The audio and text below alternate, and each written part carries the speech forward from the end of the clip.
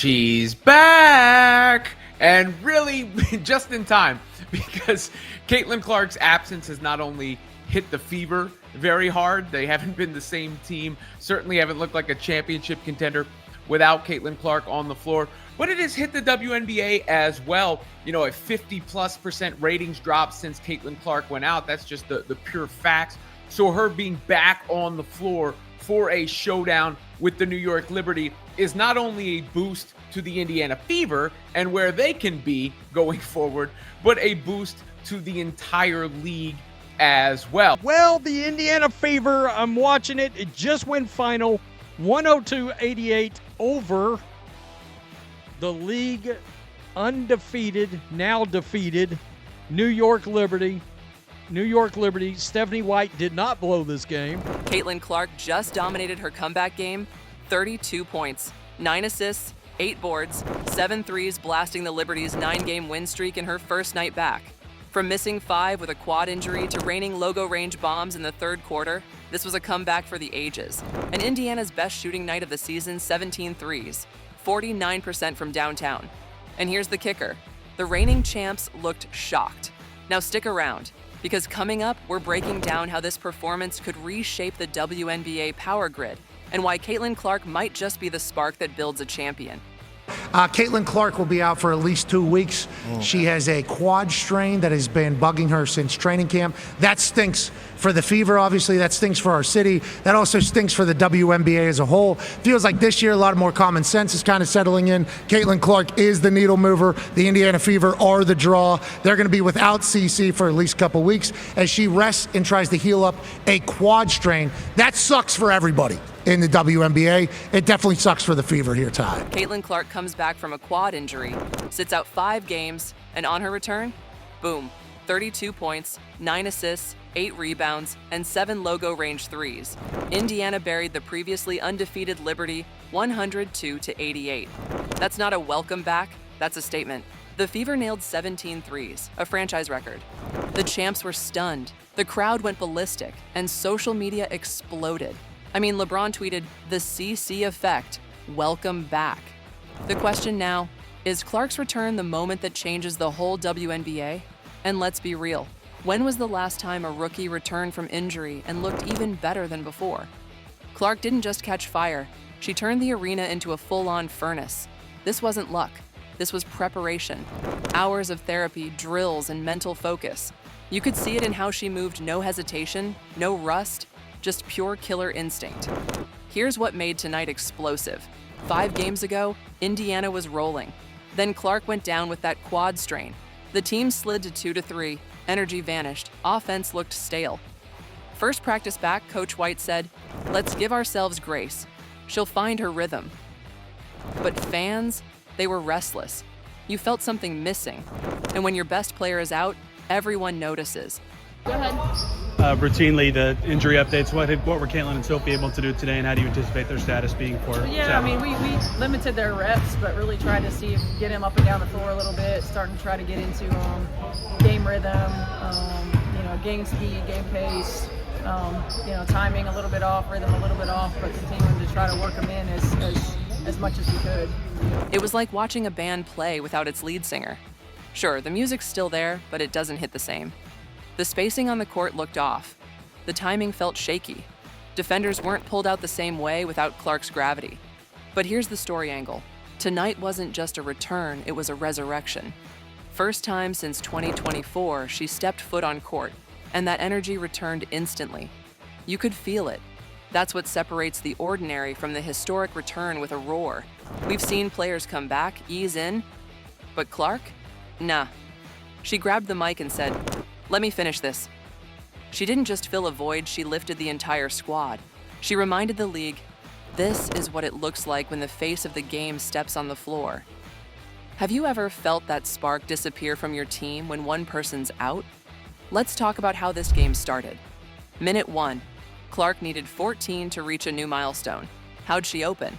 3 logo threes in under 38 seconds. Yes, you heard that right, 38 seconds. And these weren't casual threes. They were Steph Curry level, deep-ranged flamethrowers from another zip code. The Liberty were left scrambling. They tried switching defenders, doubling early, throwing every possible look. Nothing worked. Caitlin didn't just find her rhythm, she set the rhythm. The crowd losing their minds. Commentators practically shouting. Fans watching at home, standing, screaming, tweeting. And right there, she told the WNBA, "I'm back and I brought the thunder." It wasn't just the shooting, it was the confidence, the footwork, the body control. She pulled up from the logo like it was nothing and held the pose like she already knew. That's cold. That's elite. And honestly, that kind of fearlessness is what separates good players from icons. You ever seen someone just take over right away? No warm-up, no easing in, just domination? Clark did that, right from the opening whistle. What's the wildest first quarter you've ever watched in basketball? Now let's break down that wild first half. Caitlin Clark had 25 points in just 20 minutes. That's more than a point per minute, people. You can't coach that. You can't even prepare for that. You just witness it. And if you blinked, you missed something. She tied her career high for a half, and she did it like it was casual pickup. Indiana was down early. Liberty had an 11-point lead. But Clark sparked a 25-3 run across the second quarter that completely flipped the script. Suddenly, it was Indiana leading 53-50 at the half. The champs looked confused. Their defense collapsing, their offense stalled. Meanwhile, Indiana looked like they'd unlocked cheat codes. And here's where you realize this was more than just shots falling. It was rhythm, confidence, trust. Every player fed off her energy. Even when she didn't score, the ball moved better. The cuts were sharper, and everyone started believing. That's the thing about generational players, they don't just put up numbers.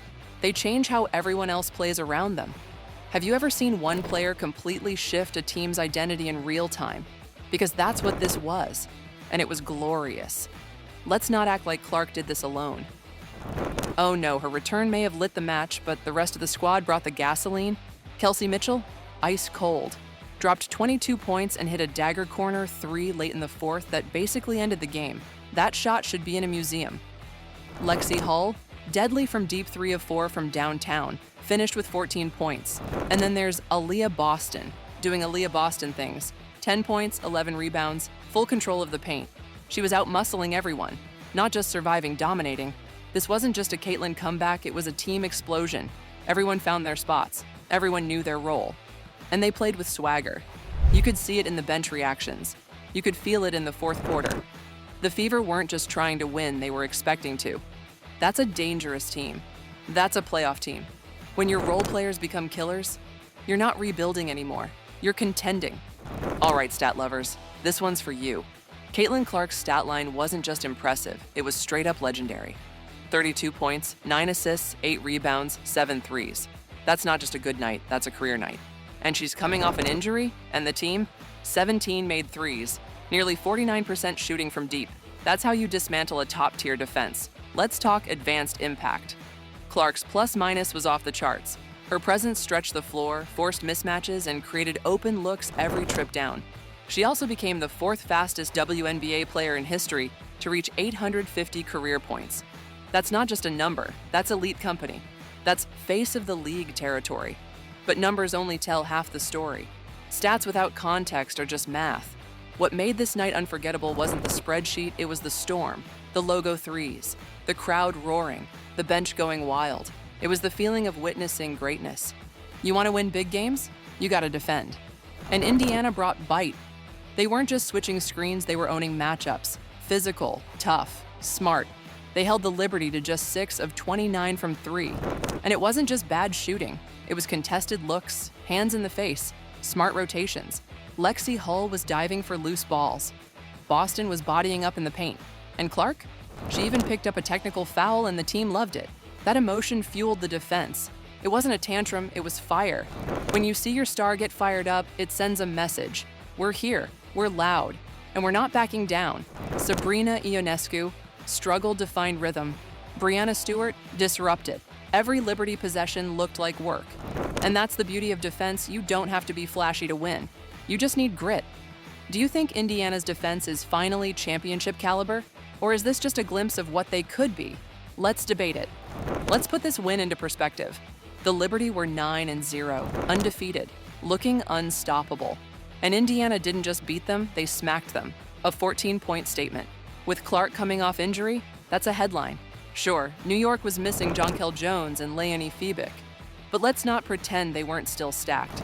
Brianna Stewart, Sabrina Ionescu, Betnijah Laney, they were all out there. No excuses. Indiana outplayed them, outshot them, out-hustled them. And this win matters. It breaks the league open. It tells every team, watch your back, the Fever are coming. It's also cultural. Sue Bird said it herself. Clark has reignited attention for women's hoops like never before. Viewership is up, merch sales are booming. The hype isn't just hype, it's happening.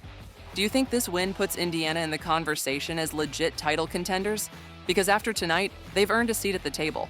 So if this got you hyped, smash that like button, hit subscribe, and most importantly, drop your favorite moment from this game in the comments. Was it that logo 3? The lockdown team defense? Let us know.